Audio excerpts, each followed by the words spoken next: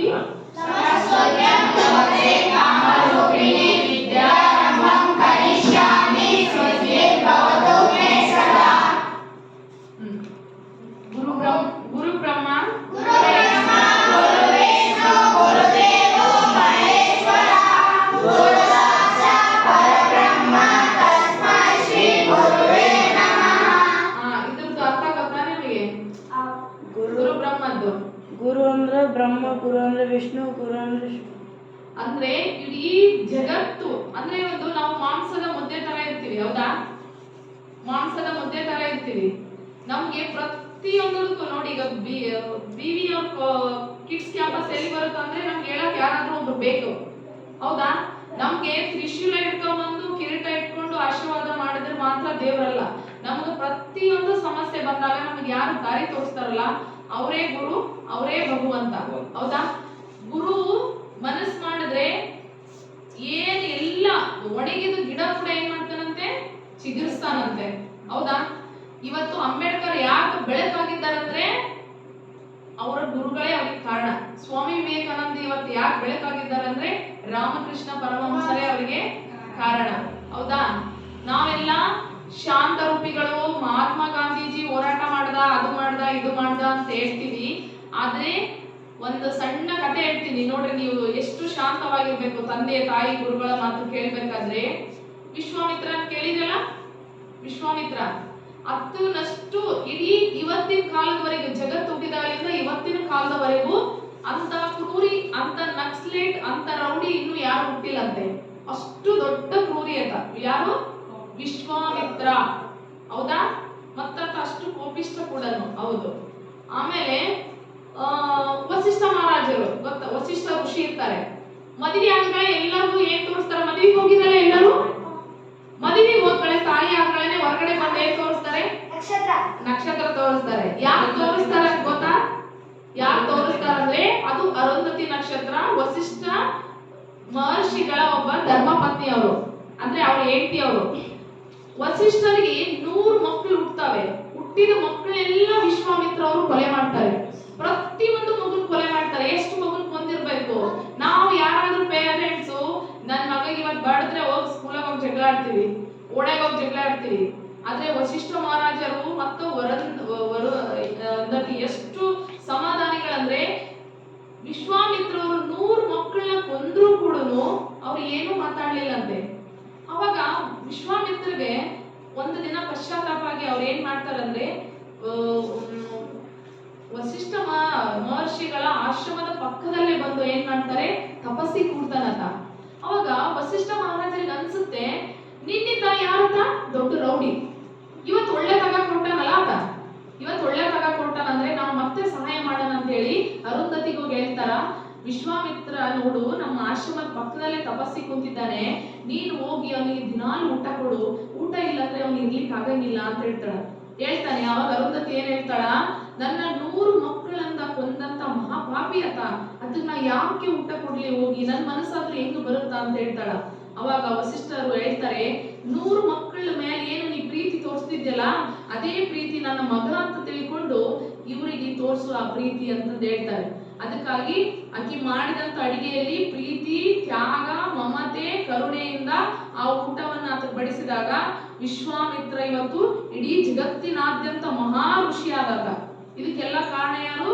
ಒಬ್ಬ ಗುರು, ಹೌದಲ್ಲ? ನೀವು ನೋಡ್ರಿ, ಮನೆಯಲ್ಲಿ ಏನ್ ಮಾಡ್ತೀರಿ? ಮನೆಯಲ್ಲಿ ಬಂದು ಫೋನ್ ನೋಡ್ತೀರಿ, ಟಿವಿ ನೋಡ್ತೀರಿ, ಹೊರಗೆ ಅಡ್ಡಾಡ್ತೀರಿ.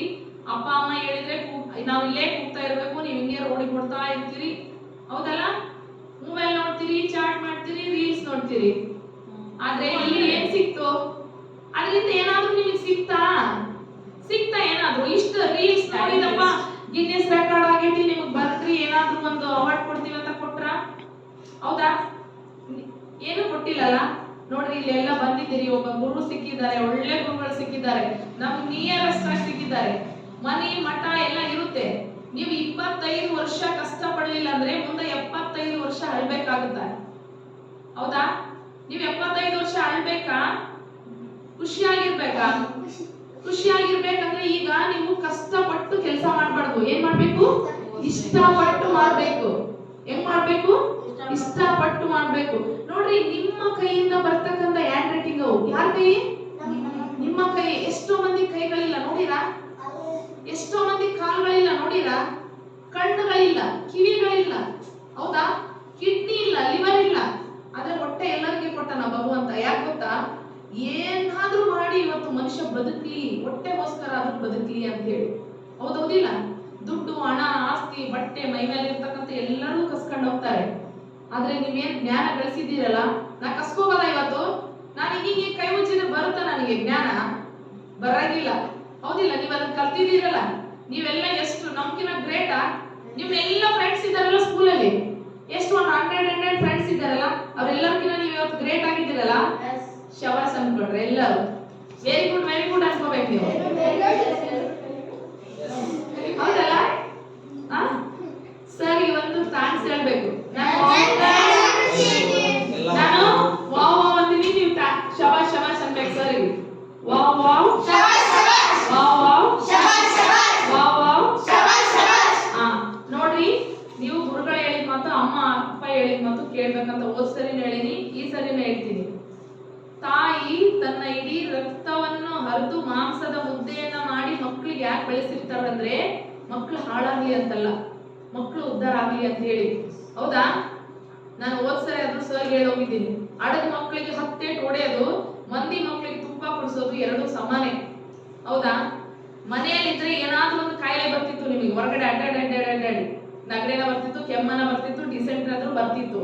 ಇಲ್ಲಿ ಇಷ್ಟು ದಿನ ಆಗೈತಿ ಬಂದು ಯಾರಿಗಾದ್ರೂ ಒಂದನ ಕಂಪ್ಲೇಂಟ್ ಬಂದೈತಾ ನಿಮ್ಗೆ? ಏನು ಬಂದಿಲ್ಲ. ಯಾಕಂದ್ರೆ ಅವ್ರು ಕೊಡ್ತಕ್ಕಂಥ ಪ್ರೀತಿ, ಅವ್ರು ಕೊಡ್ತಕ್ಕಂಥ ಊಟ, ಅವ್ರು ಕೊಡ್ತಕ್ಕಂಥ ನಿಮ್ಗೆ ಆಶೀರ್ವಾದ ಅದು ದೊಡ್ಡದು. ಹೌದಲ್ಲ? ಮನೆ ಅಂದ್ರೆ ಉದ್ಧಾರ ಆಗಂಗಿಲ್ಲ. ನೀವು ಒಳ್ಳೆ ಗುರುಗಳು ಸಿಕ್ಕಿದಾರ, ಮನೆಯನ್ನ ಮರೆತು ನೀವು ಮುಂದೆ ಅಚೀವ್ಮೆಂಟ್ ಮಾಡ್ಬೇಕಲ್ಲ, ಒಳ್ಳೆ ಅಚೀವ್ಮೆಂಟ್ ಮಾಡ್ಬೇಕು. ಸರ್ ಗುರುಜಿ ಹೇಳಿದಾರ ನೋಡ್ರಿ, ರಾಷ್ಟ್ರ ಮತ್ತು ಅಂತಾರಾಷ್ಟ್ರೀಯ ಮಟ್ಟದಲ್ಲಿ ಕರ್ಕೊಂಡು ಹೋಗ್ತೀವಿ ಅಂತ ಹೇಳಿ. ಅಷ್ಟು ಮಂದಿ ನಡುವೆ ನಾವು ಒಂದು ಚಾಕ್ಲೇಟ್ ತಗೊಂಡ್ಬಂದ್ರೆ ನಮ್ಮ ಅಪ್ಪ ಅಮ್ಮಗೆ ಎಷ್ಟು ಖುಷಿ ಆಗುತ್ತೆ. ನೀವು ಅಂತ ನ್ಯಾಷನಲ್ ಮಟ್ಟಕ್ಕೆ ಸ್ಟೇಟ್ಗೆ ಹೋಗಿ ತಗೊಂಡ್ಬಂದ್ರೆ ನಮ್ಗೆ ಎಷ್ಟು ಆನಂದ ಆಗುತ್ತೆ. ತಾಜ್ ಮಹಲ್ ಗೋಲ್ಡ್ ಗುಂಟ ಕಟ್ಟಿಸ್ಕಿನ ನಮ್ಗೆ ದೊಡ್ಡದದು. ನೀವಂತ ವ್ಯಕ್ತಿಗಳಾಗ್ಬೇಕು.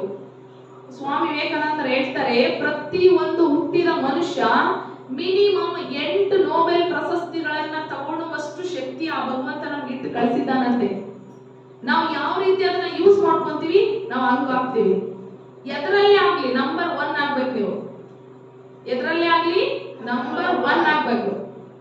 ನಂಬರು ಕೆಳಗಡೆ ಇಳಿದ್ರೆ ಏನಾಗ್ತಾವ, ಬೆಲೆ ಇರಂಗಿಲ್ಲ. ಅದಕ್ಕೆ ಗುರುಜಿ ಸಿಕ್ಕಿದ್ದಾರೆ. ನಾವು ಏನ್ ಬೇಕು ನೋಡ್ರಿ, ಕಷ್ಟಪಟ್ಟು ದುಡ್ಡು ಹೇಳಿದ್ರು ಗಿಡದಲ್ಲಿ ಉದುರ್ತಾವಂತ, ಗಿಡದಲ್ಲಿ ಎಲ್ಲಿ ಉದ್ರಂಗಿಲ್ಲ. ಆಗ್ಲೆಲ್ಲ ಬಿಸಿಲು ಮಳಿ ಚಳಿ ಅಲ್ಲಾರ್ದೆ ಅಪ್ಪ ಅಮ್ಮ ದುಡ್ಡು ತಗೊಂಡ್ಬಂದು ಹಾಕಿರ್ತಾರೆ. ನಾವು ದುಡ್ಡು ಕೊಡೋದು ಇಂಪಾರ್ಟೆಂಟ್ ಅಲ್ಲ, ನೀವು ಆ ಶಿಕ್ಷಣ ಕಲ್ತ್ಬಿಡ್ತಿರಲ್ಲ, 100 ಪಟ್ಟು ನಮಗೆ ಗಳಿಸಿದಷ್ಟು ಖುಷಿ ಆಗುತ್ತೆ. 100 ಪಟ್ಟು. ಹೌದಾ? 100 ಪಟ್ಟು ಖುಷಿ ಆಗುತ್ತೆ, 100 ಪಟ್ಟು ಸಿಗುತ್ತೆ ಅವರಿಗೆ. ಆಮೇಲೆ ವಿದ್ಯೆಗೆ ಹಾಕಿದ ಬಂಡವಾಳ, ಸ್ವಾಮಿ ವಿವೇಕಾನಂದರು ಹೇಳ್ತಾರೆ, ವಿದ್ಯೆಗೆ ಹಾಕಿದ ಬಂಡವಾಳ ಬಡ್ಡಿ ಸಮೇತ ಮನೆಗೆ ಬರುತ್ತಂತೆ. ಎಕ್ಸಾಕ್ಟ್ಲಿ, ಈ ಪಾಯಿಂಟ್ ಅರ್ಥ ಆಯ್ತಾ ಮಕ್ಕಳಿಗೆ? ನಾವು ಬ್ಯೂಟಿ ಪಾರ್ಲರ್ಗೆ ಹೋದ್ರೆ ಎಷ್ಟು ಕಟ್ತೀವಿ ದುಡ್ಡು ಗೊತ್ತಾಯ್ತಾ? ಅಲ್ಲ, ಜೀವನ ಪರಕ್ಕೆ ಅಷ್ಟು ಕಟ್ಟಿರ್ಬೋದು ನಾವು, ಜೀವನ ಪರಕ್ಕೆ ಕಟ್ತೀವಿ. ಒಂದು ಸೀರೆಗೆ ಎಷ್ಟು ಬೆಲೆ ಕಟ್ತೀವಿ, ಆದ್ರೆ 10 ರೂಪಾಯಿ ಕೊಟ್ಟು ಒಂದು ಬುಕ್ ತಗೊಂಬರ್ರಿ. ಸರ್ ಮೊನ್ನೆ ಒಂದು 10 ರೂಪಾಯಿ ಸರ್ ಅದು ಬುಕ್ ನಮ್ಮ ಮನೆಯಲ್ಲಿ ತಂದಿಟ್ಟು ಅವ್ರು ಏನೋ ಮೀಟಿಂಗ್ ಐತಂತ ಸರ್ ಹೋದ್ರು. ಅಪೋಲೋ ಅಂದ್ರೆ ಯಾರು ಹೇಳ್ತೀರಿ? Apollo, what is meaning of Apollo?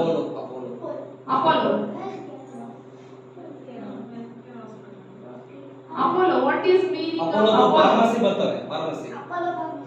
ಅದೇ ಅಪೋಲೋ ಅಂದ್ರೆ ಏನು? ಅಪೋಲೋ ಅಮ್ಮ ಅಂದ್ರೆ ಅಪ್ಪ, ಅಮ್ಮ ಅಂದ್ರೆ ಮದರ್, ಮದರ್ ಅಂದ್ರೆ ಅಮ್ಮ, ಗಂಡ. ನಾನು ಹೋಗಿದ್ದೆ ಸರ್, ಅದು ನಾನು ತಗೊಂಡೆ, ಏನೈತಿ ನೋಡೋಣ ಅಂತ ಹೇಳಿದೆ. ಫಸ್ಟ್ ವರ್ಡ್ ಅಪೋಲೋ ಅಂತ ಕೊಟ್ಟಿದ್ದಾರೆ. ಅಪೋಲೋ ಅಂದ್ರೆ ಸುಂದರವಾದ ಪುರುಷ. ಬೇಕಾದ್ರೆ ನೀವು ಗೂಗಲ್ ಅಲ್ಲಿ ನೋಡಿರಿ. ಆಮೇಲೆ ನನಗೆ ಡೌಟ್ ಬಂದು ಗೂಗಲ್ ಕೂಡ ಸರ್ಚ್ ಮಾಡಿದೆ ಸರ್, ಸುಂದರವಾದ ಪುರುಷ. ನಾನು ಓದ್ಕೊಂಡಾದ್ಮೇಲೆ ನಮ್ಮ ಮನೆಗೆ ಯಾರ್ಯಾರು ಟೀಚರ್ ಬರ್ತಾರೆ ಎಲ್ಲರಿಗೂ ಕೇಳಿದೆ, ಅವ್ರು ಯಾರು ಅದನ್ನ ಹೇಳಿಲ್ಲ. ಅಯ್ಯೋ, ನಾನೊಂದು ಹೊಸ ವರ್ಡ್ ಕಲ್ತ್ನಲ್ಲ ಇವತ್ತು ಆ ಒಂದು ಬುಕ್ ದಿಂದ ಅಂತ ಹೇಳಿ ಮತ್ತೆ ಹುಡುಕಿದೆ. ನೀವು ಸ್ಟಿಂಗ್ ಕುಡಿತೀರಿ. Sting means what? ಸ್ಟಿಂಗ್ ಕುಡಿತೀರಿ ನೀವೆಲ್ಲ? ಸ್ಪೆಲ್ಲಿಂಗ್ ಏನಿದೆ? ಅದ್ರ ಮುಂದೆ ಬರ್ದಿರ್ತಾರೆ ಸ್ಟಿಂಗ್ ಎನರ್ಜಿ ಅಂತ ಹೇಳಿ. ಸ್ಟಿಂಗ್ ಅಂದ್ರೆ ಏನು? ನಾನು ಅದೇ ಬುಕ್ಕದಲ್ಲಿ ಓದಿದ್ದು, ಬರೀ 10 ರೂಪಾಯಿ ಬುಕ್ ಅದು. ಸ್ಟಿಂಗ್ ಅನ್ನೋ ಥ್ರೆಡ್ ಇದ್ದಂಗಿರುತ್ತೆ. ಅದ್ರ ಮೇಲೆ ಯಾವ ಸಿಂಬಲ್ ಇರುತ್ತೆ? ಚೇಳಿನ ಕೊಂಡೆಗಳ ಚಿತ್ರ ಇರುತ್ತೆ. ಸ್ಟಿಂಗ್ ಮೀನ್ಸ್ ವಿಷದ ಕೊಂಡೆ. ಅದನ್ನ ನಾವು ಕುಡಿದ್ರೆ ಏನಾಗುತ್ತೆ ಅಂದ್ರೆ ನಮ್ಮ ಇಡೀ ಬಾಡಿಯನ್ನ ಚೇಳು ಕಚ್ಚಿದ್ರೆ ಏನಾಗುತ್ತೆ ಅದೇ ರೀತಿ ನಮ್ಮ ದೇಹವನ್ನ ಪಾಯ್ಸನ್ ಹಾಕಂತ ಹೋಗುತ್ತೆ. ಹೌದಾ? ರೆಡ್ ಬರುತ್ತಲ್ಲ ಸ್ಟಿಂಗ್ ಎಲರ್ಜಿ ಅಂತ ಕುಡಿತಲ್ಲ ಅದೆಲ್ಲ ಪಾಯ್ಸನ್ ಅಂತ ಹೇಳ್ತಾ ಇದ್ದಾರೆ. ಅರ್ಥ ಆಗ್ತಾ ಇದೆಯಾ? ಅದೇ ನೀವು ಏನೋ ಮಾಡಿ ಪ್ರತಿಯೊಂದು ನೋಡಿ ಇದೆಲ್ಲ ಬರ್ತಾರ ನನಗೆ ಇಲ್ಲಿ ಕೂತ್ರೆ ಫಾರೆಸ್ಟ್ ಅಲ್ಲಿ ಹೋಗಿ ಕುಂತಷ್ಟು ಖುಷಿ ಆಗುತ್ತೆ. ಯಾಕಂದ್ರೆ ನಾವು ಎಂತ ಈಗ ನೋಡಿ ನಾವು ಒಂದು ಟೇಬಲ್ ಹಾಕೊಂಡು ಒಂದು ಸರಾಯಿ ಮಾಡ್ತಿರ್ಕೊಂಡು ಕುಂತ ನಮ್ಮ ಮೈಂಡ್ ಏನಾಗುತ್ತಾ, ಅದ್ರ ಮುಂದೆ ನಾವು ಕಾರ್ಡ್ಸ್ ಇಟ್ಕೊಂಡು ಕುಂತ್ರೆ ಏನಾಗುತ್ತಾ, ಅದೇ ಒಂದು ದೇವ್ರ ಫೋಟೋ ಇಟ್ಕೊಂಡು ಒಂದು ಭಗವದ್ಗೀತೆ ಬುಕ್ ಇಟ್ಕೊಂಡ್ರೆ ಏನಾಗುತ್ತಾ, ನಮ್ಗೆ ಅದು ಬರುತ್ತೆ. ನಾವು ಒಳ್ಳೆ ಫ್ರೆಂಡ್ಶಿಪ್ ಮಾಡ್ಬೇಕು. ನಮ್ಮ ಫ್ರೆಂಡ್ಶಿಪ್ ಹೆಂಗಿರ್ಬೇಕಂದ್ರೆ ಅವ್ರು ನಮ್ಗೆ ಅಚೀವ್ಮೆಂಟ್ ಲೈನ್ ತಗೊಂಡು ಹೋಗ್ಬೇಕು ಅಂತ ಫ್ರೆಂಡ್ಶಿಪ್ ಇರಬೇಕು. ಎಲ್ಲರೂ ಫ್ರೆಂಡ್ಸ್ ಇರ್ತಾರೆ, ಆದ್ರೆ ಆತ್ಮದ ಫ್ರೆಂಡೇ ಬೇರೆ. ಒಳ್ಳೆ ಗುರುಗಳು ಸಿಗ್ಬೇಕು, ಒಳ್ಳೆ ಫ್ರೆಂಡ್ಸ್ ಸಿಗ್ಬೇಕು ಅಂದಾಗ ನಮ್ಮ ಲೈಫ್ ಏನಾಗುತ್ತಾ, ಅತಿ ಪ್ರತಿಭಾನ್ವಿತರಾಗಿ ನಾವು ಗುರುತಿಸ್ಕೊಂತೀವಿ. ಅಂತ ಗುರುಗಳೇ ನಿಮಗೆ ಸಿಕ್ಕಿದ್ದಾರೆ, ಚೆನ್ನಾಗಿ ಯೂಸ್ ಮಾಡ್ಕೊಳ್ರಿ. ಮನೆಯಾಗ ಏನೂ ಇಲ್ಲ, ಅದೇ ಕಂಬ, ಅದೇ ಅಮ್ಮ, ಅದೇ ಅಡಿಗೆ, ಅದೇ ಇಲ್ಲಿ ಆದ್ರೆ ವೆರೈಟಿ ಫುಡ್ ಇರುತ್ತೆ, ವೆರೈಟಿ ಟೀಚಿಂಗ್ ಇರುತ್ತೆ, ವೆರೈಟಿ ಕಲಿತೀರಿ. ವಿಭಿನ್ನ ಮಕ್ಕಳು ವಿಭಿನ್ನ ಇರ್ತೀರಿ ನೀವೆಲ್ಲ, ಎಲ್ಲರ ಜೊತೆ ಹೊಂದ್ಕೊಳ್ಳೋದು ಕಲಿತೀರಿ, ಮಾಡೋದ್ ಕಲಿತೀರಿ. ಮೊನ್ನೆ ನಮ್ಮ ಮಗ ಅಂತ ಸರ್ ನಿಮ್ಗ ಬುದ್ಧಿ ಹಲ್ಲು ಬಂದವ ಅಂತ ಕೇಳಿದ. ನಮ್ಗೆ ಈಗ ಬರ್ತಾ ಇದಾವ, ಅದಕ್ಕೋಸ್ಕರ ಒಂದು 6 ಮನೆಗೆ ಬಂದಿದ್ದ. ನಿನ್ನೆ ಬಿಟ್ಟು ಬಂದೆ ನಾನು ಕಾಲೇಜಿಗೆ ಹೋಗಿ. ಮೊನ್ನೆ ಬಂದಿದ್ದವಪ್ಪ ಅಂದೆ, ನಿಮ್ಗ್ ಜಲ್ದಿ ಬರ್ಬೇಕಿತ್ತಮ್ಮ ಬುದ್ಧಿ ಹಲ್ಲು ಅಂದ್ರೆ ನನಗೂ ಗಾಂಧಾರಿಗೆ ಬಿಡ್ತಿದ್ದಿ ಅಂತ ಹೇಳಿದ. ಅಂದ್ರೆ ಅವಾಗಲೇ ನಾವು ಸಿಕ್ಬಿಡ್ತಿತ್ತು, ನಿಮಗೆ ಬಂದಿದ್ರೆ ಸರ್ ಹೇಳ್ದ. ಅದಕ್ಕೆ ಈಗ ಅವ್ರಿಗೆ ಬಿಟ್ಟಿದೀವಿ, ನಮ್ಗೆ ಎಷ್ಟು ಮೋಸ ಮಾಡಿದೀವಿ ಅಂದ. ಹೌದಲ್ಲ? ನಿಮ್ಮನ್ನೆಲ್ಲ ಎಲ್ಲರೂ ನೋಡಿ ಕ್ಲಾಪ್ಸ್ ಹಾಕ್ಬೇಕು ನಿಮ್ಮನ್ನ. ಎಂತ ಮಗ ಅಂತಲ್ಲ, ಮಕ್ಳಂತ ನಮ್ಗೆ ಎಲ್ಲಿ ತನ ಕರ್ಕೊಂತೀವಿ ಅಂದ್ರೆ ಇವ್ರು ನಮ್ಮ ಮಕ್ಳು ಎಲ್ಲಿ ತನ ನಮ್ಮ ಮಕ್ಳು ಅಂತ ಅನ್ಸ್ಕೊಂತೀರಿ ನೀವು. ನೀವೇನ್ ಅನ್ಸ್ಕೋಬೇಕಂದ್ರೆ ನಿಮ್ಮನ್ನ ಅಡದು ತಂದಿದ್ದ ಯಾರಪ್ಪ ಅಂತ ಗುರ್ಸ್ಕೋಬೇಕು. ಗೊತ್ತಾಯ್ತಲ್ಲ? ಯಾರಪ್ಪ ಎಷ್ಟು ಪ್ರತಿಭಾನ್ವಿತಿದ್ದಿ, ನಿಮ್ಮ ಅಪ್ಪ ಅಮ್ಮ ಯಾರು ಅಂತ ನಿಮ್ಮಿಂದ ನಾವು ಏನಾಗ್ಬೇಕು, ಬೆಳಕಿಗೆ ಬರ್ಬೇಕು ಅಂತ ಮಕ್ಕಳು ನೀವು ಆಗ್ಬೇಕು. ಆಗ್ತೀರಲ್ಲ? ಚಾಲೆಂಜಾ? ಎಸ್. ಓಕೆ. ಎಲ್ಲರೂ ಚೆನ್ನಾಗಿ ಓದ್ರಿ, ಚೆನ್ನಾಗಿ ಏನೈತಿ ನಿಮ್ಮ ಪ್ರತಿಭೆಯಲ್ಲಿ ಇದು ಮಾಡ್ರಿ. ಯಾರು ಹಂಚ್ಕೊಳ್ಳೋದಿಲ್ಲ. ಇವತ್ತು ಕುರಿ ಆದ್ರೆ ಕುರಿಗೆ ಯಾರಾದ್ರೂ ಅನ್ಸ್ತಾರ? ಸಿಂಹ ಬಂದ್ರೆ ಆನೇನು ಅನ್ಸುತ್ತಲ್ಲ ಸಿಂಹಕ್ಕ. ಬದುಕಿದ್ರೆ ನಾವು ಸಿಂಹ ತರ ಬದುಕ್ಬೇಕಂತೆ. ಹೆಂಗ್ ಬದುಕ್ಬೇಕು? ಸಿಂಹ ತರ ಬದುಕ್ಬೇಕಂತೆ. ಸ್ವಾಮಿ ವಿವೇಕಾನಂದರು ಒಂದು ಲೈಬ್ರರಿಗೆ ಹೋಗ್ತಾ ಇದ್ರಂತೆ, ಬೆಳಗ್ಗೆ ದಿನ ಬುಕ್ಸ್ ಒಯ್ತಿದ್ರಂತೆ. ಪುಟ್ಟ ಇಲ್ಲೇ ಇದೆ ಅಷ್ಟು ಜಂತುಗಳಿಗೆ ಅಲ್ಲಿ ನೋಡ್ರಿ ಹಂಗಿರ್ಬೇಕು. ನೀವು ರನ್ನಿಂಗ್ ರೇಸ್ ಗೇಮ್ಸ್ ಎಲ್ಲ ಆಡ್ತೀರಲ್ಲ? ಮತ್ತೆ ಆಮೇಲೆ ಆನ್ಯುವಲ್ ಡೇ ಫಂಕ್ಷನ್ ಮಾಡ್ತಾರಲ್ಲ, 100 ಮಕ್ಕಳು ಇರ್ತಾರ, ಅಲ್ಲಿ ಒಂದೇ ಚೇರ್ ಇರುತ್ತ ಕೂಡಕ. 100 ಮಕ್ಕಳು ಕೂಡ್ತಾರ ಒಳಗ. ಯಾಕೆ ಕೂಡ್ತಾರ? ಒಬ್ಬರೇ ರಾಷ್ಟ್ರಪತಿ ಆಗೋದು, ದೇಶಕ್ಕೆ ಒಬ್ಬರೇ ಪ್ರಧಾನಮಂತ್ರಿ ಆಗೋದು. ಹೌದಾ? ಅದ್ರಂಗೆ ಒಬ್ಬರೇ ಏನಾಗೋದು, ವಿನ್ ಆಗೋದು. ಹಂಗಾಗಿ ಅವ್ರಿಗೆ ಏನ್ ವಿನ್ ಆಗ್ಬೇಕು. ಅದೇ ನೀವು ಬದುಕಿದ್ರೆ ಸಿಂಹ ತರ ಬದುಕ್ಬೇಕಂತೆ. ಹೆಂಗ್ ಬದುಕ್ಬೇಕು? ಸಿಂಹ ತರ ಬದುಕಬೇಕು. ಕುರಿ ತರ ಬದುಕ್ತೀರಾ, ಸಿಂಹ ತರ ಬದುಕ್ತೀರಾ? ಸಿಂಹ ತರ ಬದುಕ್ಬೇಕಂದ್ರೆ ನಿಮ್ಗೆ ದಾರಿ ತೋರ್ಸೋರು ಬೇಕಲ್ಲ, ಗುರುಗಳಿದ್ದಾರದಿಲ್ಲ, ಅವ್ರ ಮಾತು ನೀವು ಕೇಳ್ಬೇಕು. ಎಷ್ಟು ಜನ ಕೇಳ್ತೀರಿ? ಕೇಳ್ತೀರಲ್ಲ? ಎಸ್ ಅಂತ